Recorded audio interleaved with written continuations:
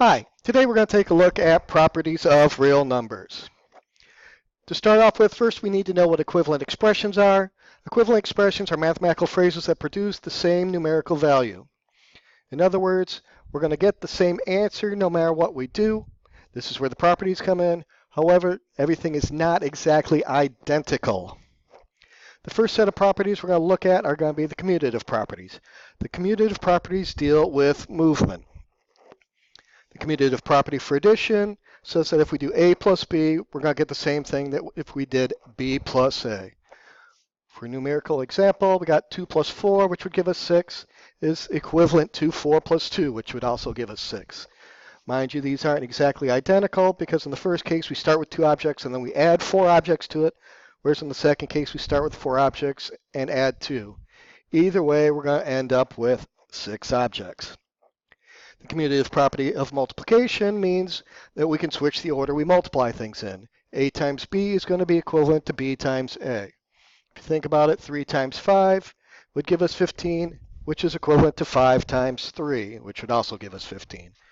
Mind you, these aren't exactly identical because one is a representation of 3 groups of 5 objects being added together, while the other one's a representation of 5 groups of 3 objects being added together.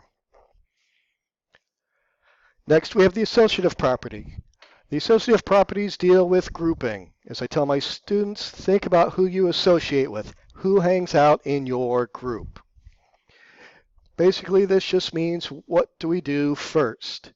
The associative property for addition says that if everything's being added, it should make no difference if we do A plus B first or B plus C first.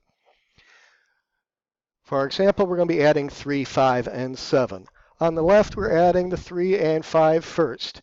Note that would give us 8. When we add the 7, we should get 15. On the right side, if we're following our order of operations and doing parentheses first, we'd be adding the 5 and the 7 first, which would give us 12. 3 plus 12 would also give us 15. These are equivalent expressions. So the associative property of addition for real numbers holds. The associative property for multiplication says if everything's being multiplied, it does not make any difference if A times B is being done first or B times C is being multiplied first. For our numerical example, we got 2, 4, and 7 being multiplied together. On the left, we're going to multiply the 2 and 4 first to get 8 times the 7 would give us 56. On the right side, if we follow the order of operations and do the parentheses first, we would be doing the 4 times the 7 and get 28. 2 times the 28 would also give us 56. These are equivalent expressions and another example of how the associative property of multiplication for real numbers works. Next, we're going to look at identities. Identities keep the expression equivalent to the original. In other words, we're not going to be changing things. The identitive identity is 0. A plus 0 equals A. If we think about 7 plus 0 would be 7. There's our numerical example. For pictorial representation, if you think about if you start with a group, you add nothing to it, you end up with your original group of objects. Doesn't change. The multiplicative identity is 1. A times 1 is A. For a numerical example, we have 4 times 1 equals 4. If you think about it, you have actually used this property before when you had to add fractions that did not have a common denominator.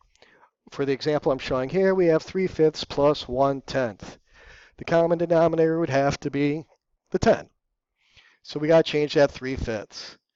So if we start with our multiplicative identity, we know 3/5 times 1 is 3/5. You then would have changed the 1 to 2 over 2, which is equivalent to 1, and replace that. So when you multiplied the 3 times 2, you would get 6. The 5 times 2 would be 10. So 6/10 is equivalent to 3/5. So then when you were doing these before, you have taken that 3/5, you have replaced it with the 6/10. So you could have had the 6/10 and the 1/10, and you would have gotten your 7/10 for an answer.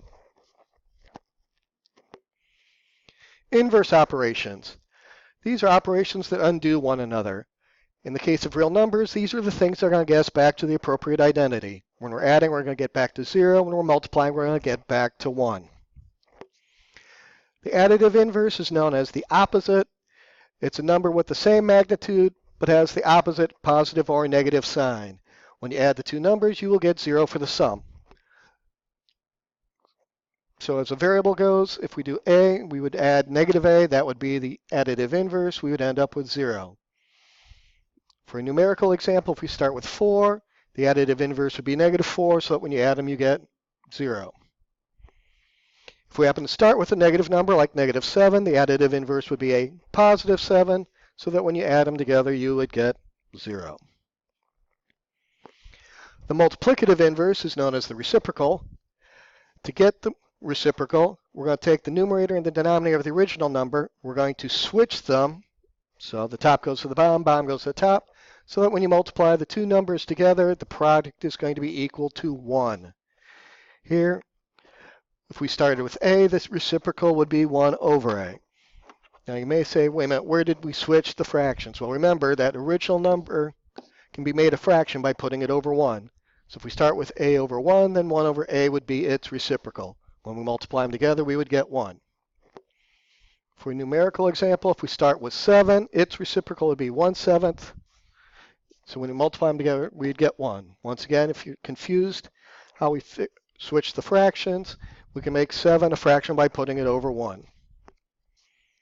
For one that starts in fraction form, here's an example where we start with 3/5. Its reciprocal would be 5/3. If we multiply them together, we'd get 15 over 15, or 1. Now you may be asking, why do we know these properties? Well, we're going to be using these properties, so to speak, when we are solving equations. An example here I have is x plus 21 equals 25. If we were unable to use these properties, our only option would be to do a guess and check. In other words, we'd start putting in numbers such as 1, does it work? No. 2, does it work? No. 3, does it work? And we keep going till we'd get to the one that works. In this case, 4 would work. So we could do a guess and check. But with the properties, and some others you're going to learn shortly, we can apply these to solve the equation. If we use the additive property of equality, we can add the same number to both sides. In this case, we're going to add a negative 21 to both sides. If we use the associative property and group the 21 and the negative 21, when we add those together, we would get 0 because they are opposites. Those are our additive inverses. X plus 0 by the additive identity means we should just get x, so we know that x would be equivalent to 4. Hope you've learned something, and I hope you have a good day. Goodbye.